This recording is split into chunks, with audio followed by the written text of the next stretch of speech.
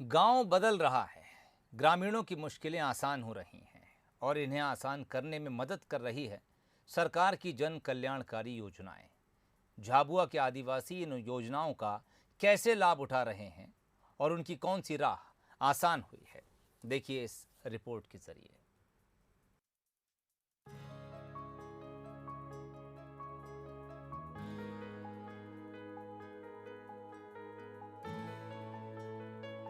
आदिवासी गांव का नाम सुनते ही जहन में खराब सड़कें, कच्चे मकान और बिना बिजली की अंधेरी रात जैसी तस्वीरें आती हैं।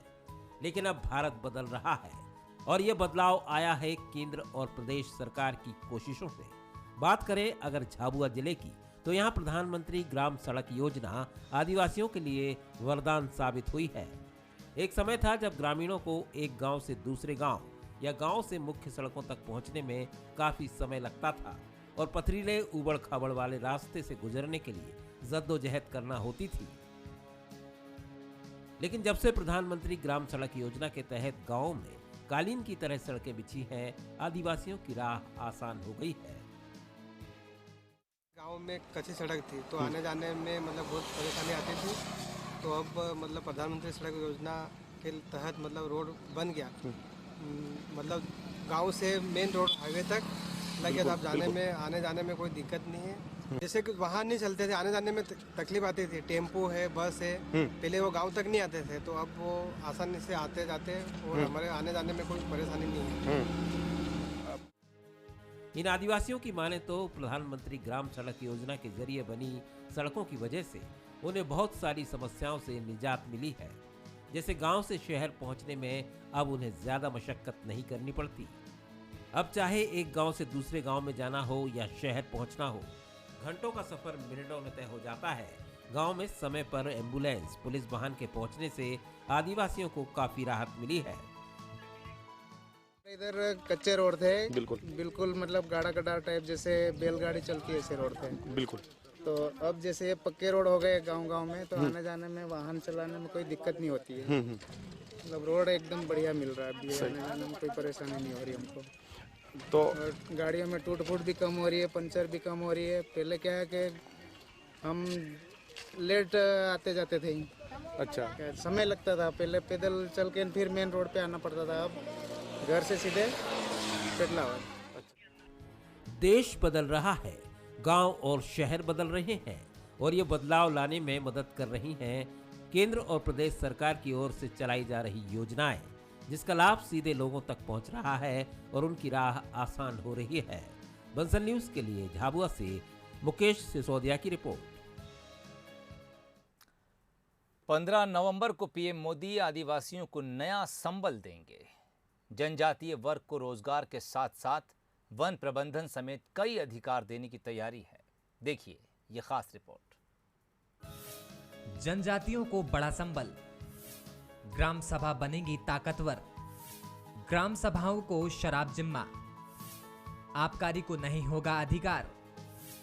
बंद होंगे साहूकारी लाइसेंस। आदिवासी कानून की रीढ़ माने जाने वाला पेसा एक्ट एमपी में चरणबद्ध तरीके से लागू होगा। शिवराज सरकार नए नियमों के साथ इसे लागू करने जा रही है, जिसमें ग्राम सभाओं को ताकतवर बनाने कई प्रावधान जोड़े जा रहे हैं, जो पहले जिला और राज्य स्तर पर लिए जाते थे। नए प्रावधानों के मुताबिक अब कोई भी गैर आदिवासी साहूकारी नहीं कर सकेगा। प्रदेश के 12,350 गाँव में किसी गैर आदिवासी को साहूकारी लाइसेंस नहीं मिलेगा। पहली बार ग्राम सभाओं को शराब दुकान चलाने और हटाने जैसे सारे फैसले लेने के अधिकार होंगे। इसमें अब आबकारी विभाग का दखल भी नहीं होगा। किसी आदिवासी की जमीन को छल से अगर किसी गैर आदिवासी ने कब्जा कर लिया है तो ग्राम सभा उसे वापस कराएगी। किसी की मौत पर वारिस भी अब ग्राम सभा ही तय करेगी। राज्य सरकार बड़े बदलावों के बाद केंद्र सरकार के 1996 में 10 राज्यों के लिए लागू पैसा कानून को मध्य प्रदेश पंचायत उपबंध अनुसूचित क्षेत्रों में पैसा एक्ट 2021 को लागू करने जा रही है। बिरसा मुंडा जयंती पर 15 नवंबर को जम्बूरी मैदान से इसकी घोषणा होगी। बिना लाइसेंस के अनाप शनाप दरों पर ब्याज पे पैसा देना और संपत्ति ले लेना, ये उनका शोषण है। एक व्यवस्था के अंतर्गत लाइसेंस लेके निर्धारित ब्याज लेके अगर कोई काम धंधा करता तो उनके खिलाफ कुछ नहीं है, वो जायज़ है। लेकिन वो जो गलत ढंग से लूटने का काम करते हैं उनके खिलाफ राष्ट्रपति जी ने, हम लोगों ने विधानसभा में विधेयक पारित करके भेजा था, मंजूरी दी है। तो मैं कह रहा हूँ ऐसे अनेकों चीज़ें, अभी मैं उस पर फोकस नहीं कर रहा। क्रमबद्ध तरीके से हम लागू कर रहे हैं। पैसा एक्ट के अलग अलग चरण तय हैं और सामाजिक समरसता के साथ उनको अधिकार देने का काम हो रहा है। विस्तार पैसा नियम 2021 लागू होने के बाद जनजातीय वर्ग को कई अधिकार मिल जाएंगे, जैसे गांव के 18 वर्ष से ऊपर के व्यक्ति ग्राम सभा के सदस्य हो सकेंगे। आदिवासी बहुल्य गांव में आदिवासी ही खदान चला सकेंगे। तेंदुपत्ता संग्रहण और बेचने का काम ग्राम सभा कर सकेंगी। इसके अलावा सहकारी समितियों से अधिकार छीन लिए जाएंगे। बाजार, मेले और सब्जी मार्केट की फीस भी ग्राम सभा तय करने के साथ ही कलेक्टर हस्तक्षेप नहीं कर पाएंगे। ये हमारे जनजाति भाई और बहन, आदिवासी भाई और बहनों की जिंदगी बदलने का कार्यक्रम है। इस कार्यक्रम के माध्यम से जो मध्य प्रदेश ने अलग अलग योजनाएं घोषित की हैं, ये योजनाएं जिंदगी बदलेंगी। जैसे राशन, अब राशन अभी लेने दूसरे गांव टोले मजरे जाना पड़ता है तो पूरा दिन निकल जाता है, लेकिन अब गाड़ी जाएगी राशन की, उनके गांव में उनको राशन देने, पूरा दिन बचेगा, घर पे राशन मिलेगा। उसका शुभारंभ हो रहा है। गाड़ी की चाबी माननीय प्रधानमंत्री जी भेंट करेंगे। राज्य सरकार गौरव दिवस से जनजातीय बहुल्य विकास खंडों में घर घर राशन वितरण की योजना भी शुरू कर रही है। इनके वितरण वाहनों की चाबी पीएम मोदी सौंपेंगे और इसका फायदा 7,500 से ज्यादा गांव में रहने वाले 23 लाख जनजातीय परिवार को होगा। इसके साथ ही सरकार ने सिकल सेल एनीमिया रोग के नियंत्रण के लिए सिकल सेल मिशन शुरू कर दिया है। कुल मिलाकर सरकार का फोकस जनजाति वर्ग को सशक्त बनाने का है। Bureau report, Bansal news. प्रदेश में अनुसूचित जनजातियों की बड़ी आबादी निवास करती है। जनजातीय समाज के समग्र विकास के लिए केंद्र और राज्य सरकार ने कई कदम उठाए हैं। राज्य सरकार ने इस वर्ग के शैक्षणिक विकास पर विशेष ध्यान दिया है। सीएम शिवराज सिंह चौहान का कहना है कि जनजातीय समुदाय में प्रतिभा की कमी नहीं है। राज्य सरकार का प्रयास रहा है कि एक भी विद्यार्थी को शिक्षा प्राप्त करने में किसी भी प्रकार की दिक्कत न हो। राज्य सरकार ने अनुसूचित जनजातियों के लिए अनेक योजनाएं और कार्यक्रम चलाए हैं। और आइए अब एक नज़र डालते हैं आदिवासियों के लिए सरकार ने कौन कौन सी योजनाएं चलाई हैं। सबसे पहले बात आदिवासियों के लिए शिक्षा सुविधा को लेकर। आदिवासी वर्ग के युवा शहर में शिक्षा ले रहे हैं। इसके अलावा विदेशों में भी आदिवासी छात्र पढ़ाई कर रहे हैं। इनमें से तमाम प्रतिभावान विद्यार्थियों की सरकार मदद कर रही है। 2003-2004 में तकरीबन 746 करोड़ रुपए का बजट इनकी शिक्षा के लिए था, जो अब बढ़कर 8,000 करोड़ रुपए से ज़्यादा का हो गया है। बीते 17 साल में आदिवासी क्षेत्रों में प्राथमिक स्कूलों की संख्या भी बढ़ाई गई है।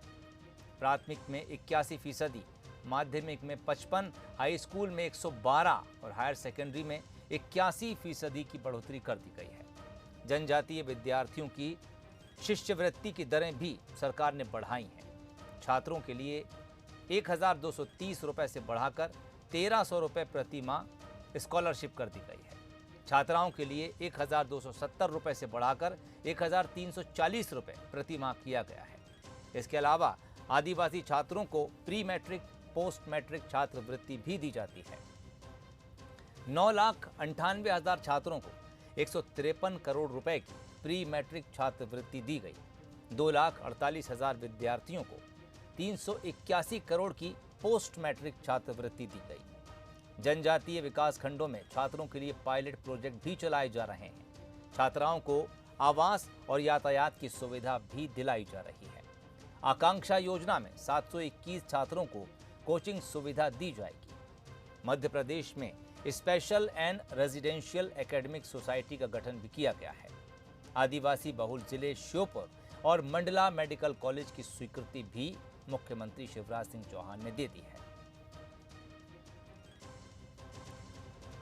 आदिवासी मध्य प्रदेश के गौरव हैं और इनके लिए सरकार अब सामुदायिक वन प्रबंधन का अधिकार देने जा रही है। इसके अलावा रोजगार और स्वरोजगार के लिए कई फैसले सरकार ने किए हैं। 15 नवंबर से राज्य में सिकेल सेल मिशन शुरू होगा। एनीमिया बीमारी से निजात दिलाने के लिए सरकार ये पहल करने जा रही है। इसके अलावा आदिवासियों के लिए राशन आपके ग्राम योजना शुरू की जा रही है।